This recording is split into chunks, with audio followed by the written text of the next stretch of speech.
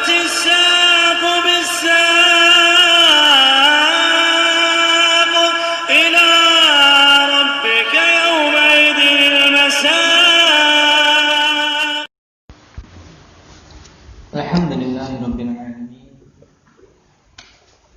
والصلاة والسلام على رسوله الأمين وعلى آله وأصحابه ومن تبعهم بإحسان إلى يوم الدين. Amma ba'd. Pembahasan kemarin berhubungan dengan Ikhwanul Muslimin yang kita mengambil faedah dari Syekh Ahmad An-Najmi rahimahullah ta'ala, bagaimana cara menilai suatu kelompok, apakah mereka berada di atas al-haq atau al-batil. Bagaimana caranya? Indah ya Ridwan. Dengan melihat apa yang didakwakan mereka, diajarkan mereka. Nah, santai. Yaitu hendaknya pertama kali kita melihat apa yang mereka dakwahkan, yang menjadi pokok dakwah mereka itu apa. Nah, kemudian bagaimana pengingkaran mereka terhadap kesyirikan dan kebid'ahan dan seterusnya. Ini penting ikhwanillah dan termasuk faedah yang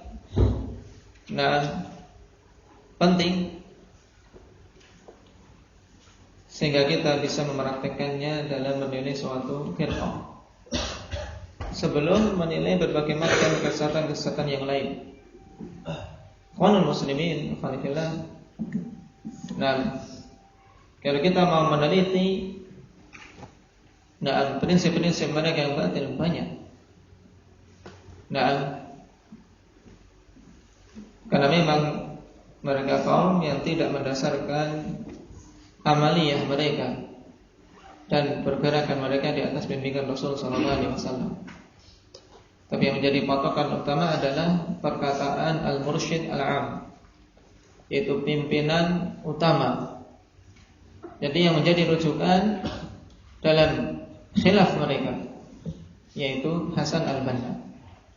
Kalau terjadi khilaf di kalangan dai-dai mereka, ia merujuknya kepada kaidah-kaidah yang dibawakan oleh Hasan al-Banna. Dan juga merupakan kaidah yang masyhur di kalangan Ikhwanul Muslimin yang banyak memakan korban, yaitu kaidah nata'awad fi ma ittafaqna alaih wa na'dhib ba'duna ba'dha fi ma ikhtalafna fi. Kita tolong menolong pada perkara-perkara yang kita sepakati dan saling memberikan udzur pada perkara-perkara yang kita berselisih. Yang penting bersatu, walaupun prinsip kita beda. Sebagiannya menyeru ke tauhid, sebagiannya berada di atas syirik, sebagiannya ingin melaksanakan sunnah, yang lainnya melaksanakan bid'ah. Tidak apa-apa menurut mereka.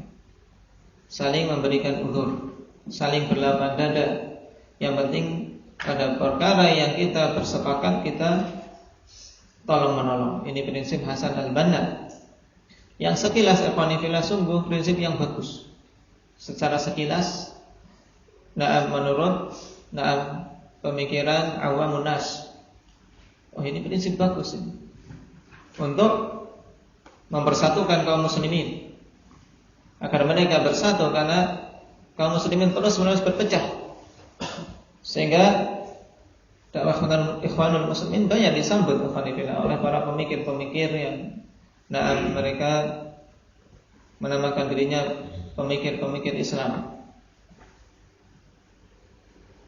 Sehingga tidak heran kalau jamaah Ikhwanul Muslimin, yang lebih tepat untuk dikatakan Ikhwanul Muflisin, ini disambut banyak oleh para pemuda, yang mereka mudah untuk diberi syubhat demi kemajuan umat, demi persatuan umat dan seterusnya. Namun jelas prinsip tersebut batil, ikhwanifillah, karena tidak akan mungkin terjadi persatuan antara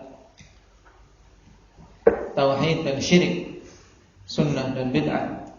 Bahkan Rasulullah SAW datang untuk apa? Membedakan antara kedua perkara yang bertolak belakang.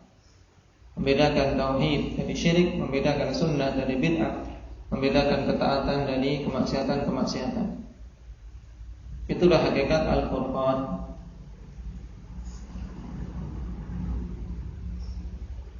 Kemudian Syekh Najmi rahimahullah ta'ala mengatakan, wa hakadha aidan linanzura ila manhaj jama'at at-tabligh fa hal narahum da'u ila tauhid wa 'amilu bi. Demikian pula mari kita lihat kepada manhaj jama'at at-tabligh, metode jama'at at-tabligh dalam dakwah mereka, yang jamaah ini juga diikuti oleh banyak manusia, dari mereka-mereka yang terkecoh dan dari mereka-mereka yang jahil, yang lebih tepat untuk dinamakan dengan firqatut tabligh. Nah, karena mereka bukan al-jamaah, sebab al-jamaah adalah ma wafaqal haqq wa in kunta wahdak, yang mencocoki kebenaran walaupun bersendirian. Nah, kita lihat ya firqah tabligh ini. Fa hal narahum da'u ila tauhid wa 'amilu bi. Apakah kita melihat mereka menyeru kepada tauhid dan beramal dengannya? Al-jawabu la. Jawabannya adalah tidak. Bal yunkiruna 'ala man yad'u ila tauhid, bahkan mereka mengingkari orang-orang yang menyeru kepada tauhid, dan ini jelas. Naam, mereka menyeru kepada salat, menyeru kepada sedekah dan seterusnya dari amalan-amalan, tapi mereka lalai dari perkara yang paling mendasar yang menjadikan amalan tersebut diterima oleh Allah Subhanahu wa taala, yaitu tauhid. Bahkan di antara penyimpangan yang fatal, ikhwanillah, mereka menganggap bahwa ziarah ke India, Pakistan dan Bangladesh itu lebih utama daripada seseorang berziarah ke Baitullah. Kita baca ta'liq yang keempat tentang jamaah ini secara ringkas. Jama'atut tabligh jama'atun qama bi ta'sisiha Muhammad ibn Ilyas ibn Muhammad ibn Ismail al-Kandahlawi. Ya, suatu kelompok yang ditegakkan, didirikan oleh Muhammad bin Ilyas bin Muhammad bin Ismail al-Kandahlawi. Walida'an 1302 wa tufi'an 1363 tahun 1363 Hijriah.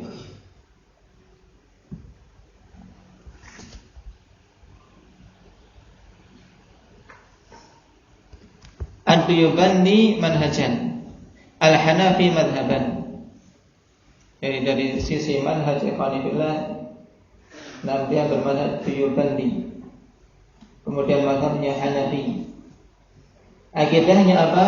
Al-Asy'ari al-Maturidi. Akidatan as-Sufi tariqatan. Terkumpul padanya berbagai macam bid'ah. Dari sisi madhab fikih saja dia berada di atas madhab yang paling lemah, madhab Hanafiyah,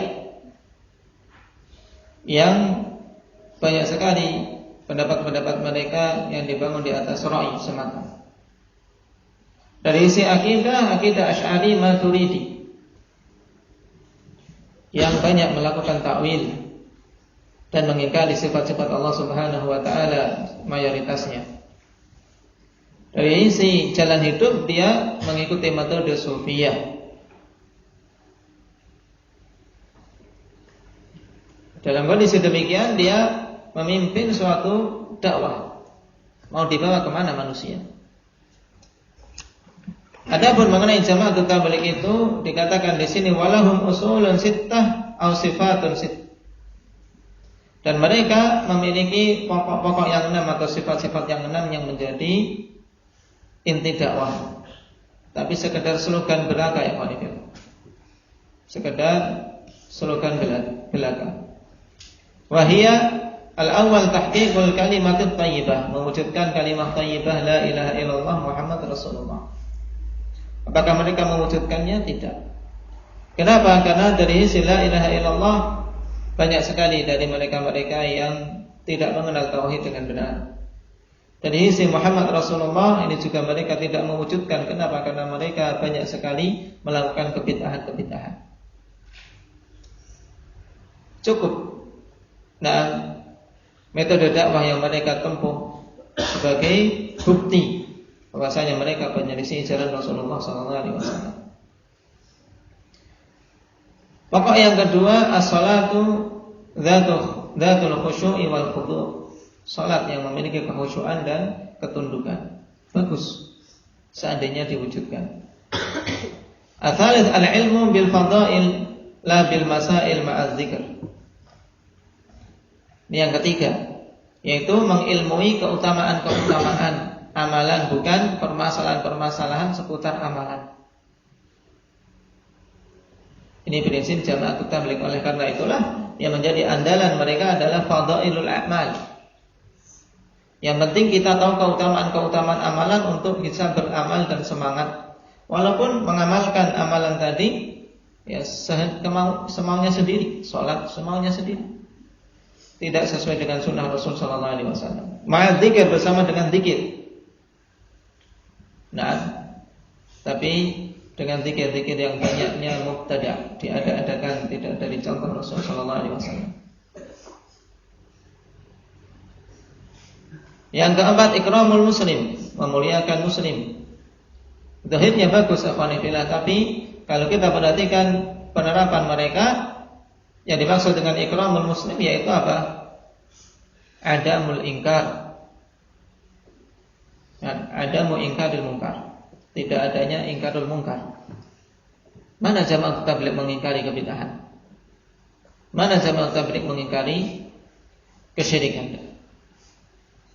Nah, karena intinya ikramul muslim, yang penting memuliakan muslim, bermuka manis dan seterusnya. Nah, dari sisi ini banyak manusia terkaca pada ini Islam yang betul. Nah, rahmatan lil alamin. Tapi tidak ada tasfiyah pada diri mereka. Di mana pemurnian kaum muslimin dari kesyirikan dan kebid'ahan? Tidak ada.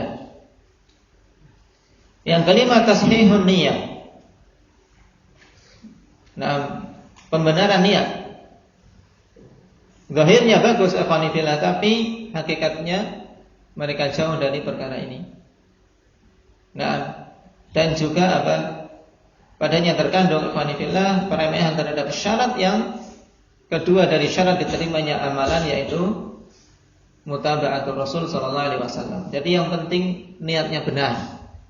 Walaupun praktek amalannya tidak cocok dengan bimbingan Rasul sallallahu alaihi wasallam. Nah, kita katakan meluruskan niat benar, tapi juga harus meluruskan amalan agar sesuai dengan contoh dari Rasul sallallahu alaihi wasallam. Prinsip yang keenam, ad-da'watu ilallah wal khuruj fi sabilillah. Dakwah di jalan Allah dan keluar di jalan Allah. Dan mereka punya semangat yang tinggi dari sisi ini, akhwanillah. Cuman sayang, semangat tersebut tidak terarah pada perkara yang benar. Nah, seandainya mereka membangun dakwah di atas ilmu, membangun dakwah di atas metode Nabi sallallahu alaihi wasallam, maka sungguh ini suatu kemuliaan. Tapi tatkala dakwah mereka itu tidak dibangun di atas itu semua, luput dari mereka kemuliaan yang banyak. Khuruj contohnya, mereka dibangun di atas kebid'ahan dan sebagiannya sampai mereka melupakan hak-hak yang wajib atas mereka. Mereka tinggalkan anak dan istri demi khuruj fi sabilillah katanya. Nah, dengan jarak-jarak waktu yang mereka tentukan yang tidak ada sama sekali dalil dari Rasul sallallahu alaihi wasallam. Qala wa likulli min hadhihi al-usuli aw sifati maqsadun wa fadilatun wa tariqatu husulin. Nah, wa tariqatu husulin muhaddadah. ala ghairi manhajis salaf. Dan bagi setiap pokok-pokok dan sifat-sifat ini ada tujuan tersendiri dan ada keutamaan yang mereka tetapkan, juga jalan untuk apa? Mencapai yang telah ditentukan. Jadi ini pokok mereka. Cuman apa ikhwan fillah? Semua itu ala ghairi manhajis salaf. Ya, di atas selain manhaj para salaf. Walaupun zahirnya bagus, sebagaimana telah kita lewati usulul khamsah pada orang-orang Mu'tazilah. Sekilas bagus ikhwan fillah. Dasarnya pertama kali apa? Tauhid. Tapi yang dimaksud dengan tauhid ternyata di sisi Mu'tazilah apa? Apa? Pengingkaran terhadap sifat-sifat Allah Subhanahu wa taala. Baik. Ini sekilas tentang Jama'atut Tabligh, dan Syekh At-Tuwaijiri rahimahullah taala telah mengarang kitab khusus tentang firqah ini, Jama'atut Tabligh. Penyebutan kesesatan-kesesatan mereka dan penyimpangan-penyimpangan mereka. Na'am. Nasallallahu azza wa jalla al-afiyata wassalamah. Adapun mengenai firqah sururiyah, insyaallah kita baca pada pertemuan yang akan datang. Naktabi bihadza. Subhanakallah wa bihamdika asyhadu an la ilaha illa anta. Suasana masih suasana Id kayaknya masih. Tapi mala yudraku kullu la yutrak jullu. Insyaallah tetap istimrar, walaupun tentunya kita peringan alhamdulillah dari hari-hari biasa sampai akhir hari tasyrik. Cuman tetap usahakan seorang muslim punya keistiqomahan. Pada waktu-waktu yang kita gunakan untuk merayakan hari-hari Id ini, ya kita gunakan. Setelah itu kita gunakan kembali untuk belajar. Demikian yang dicontohkan juga oleh Syekhuna Yahya hafizahullah taala. Karena talibul ilm waktu-waktu mereka berharga, sehingga jangan sampai tersia-sia. Hendaknya beralih dari satu kegiatan sunnah ke kegiatan sunnah yang lain. Kita bergembira berurusan dengan daging, pembagiannya, ini semuanya kalau kita niati yang benar, semuanya bernilai ibadah, karena itu sunnah. Di hari-hari ini ya kita mengurus daging, bergembira dengannya, bersukacita dengannya. Baik. Setelah itu, kembali ke kegiatan belajar, murajaah, jangan lupa. Barakallahu fiikum. Ini juga kalau antum semua misalnya pas pulang ke rumah, talib ya demikian. Talibul ilm tidak hanya pas di pondok. Talibul ilmi bukan pas hari-hari aktif top. Tapi talibul ilm ya dimanapun dia berada tetap talibul ilm. Di rumah, di pondok, di masjid, di jalan, dia talibul ilm. Saya penuntut ilmu din, saya pengemban Al-Quran. Ini yang harus diwujudkan. Yang banyak dari para penuntut ilmu zaman sekarang alhamdulillah luput dari ini. Kalau sudah di jalan beda. Ketika di pasar beda lagi. Sebagiannya waliyadzubillah, kalau sudah sampai di jalan ganti baju. Berubah jadi Superman. Sudah. Di masjid, di pondok pakai jubah, pakai imamah. Tapi kalau sudah di luar, berubah penampilan awam. Ini khatar khalifah. Ini perilaku nifaq yang harus kita semua meninggalkan yang demikian. Khawatir dengan sebab yang demikian, ketidakjujuran kita dalam mengamalkan sunnah ini menjadikan seseorang tergelincir. Tapi jaga keistiqomahan dimanapun berada. Tunjukkan sunnah ini. Kita qanaah, kita merasa cukup, kita merasa bangga dengan sunnah ini. Tunjukkan kepada manusia. Jangan kita lirikkan mata kita kepada perilaku awamun nas dan kemudian kita kagum. Mereka semua harusnya kita kasihan. Perilaku mereka, penampilan mereka yang menyerupai orang-orang kufar. Nah, harusnya kita merasa kasihan, bukan malah kita kagum kemudian ingin niru. Ini sungguh termasuk apa? Ada musyukri bin nikmah. Suatu bentuk ketidaksyukuran terhadap nikmat Allah Subhanahu wa taala. Allah sudah muliakan dirinya mengenal sunnah, kemudian malah dia apa? Menengok kepada orang-orang jahil, orang-orang yang tidak mengerti sunnah, orang-orang yang di atas perbuatan-perbuatan mukhalafah yang menyelisihi sunnah Rasul sallallahu alaihi wasallam. Kalaulah tidak ada yang didapat oleh seorang talib ikhwan fillah dari duduknya di pondok-pondok kecuali dia bisa menjaga dirinya dan menyamakan dirinya dalam berpenampilan, dalam beribadah, dalam bermuamalah antara di pondok dengan ketika di luar, itu merupakan keberhasilan juga. Apalagi kalau kemudian dia mampu membawa ilmu dan menyampaikan kepada manusia. Nah, barakallahu fiikum. Nas'alullah azza wa jalla at-taufiq wa sadad. Walhamdulillah.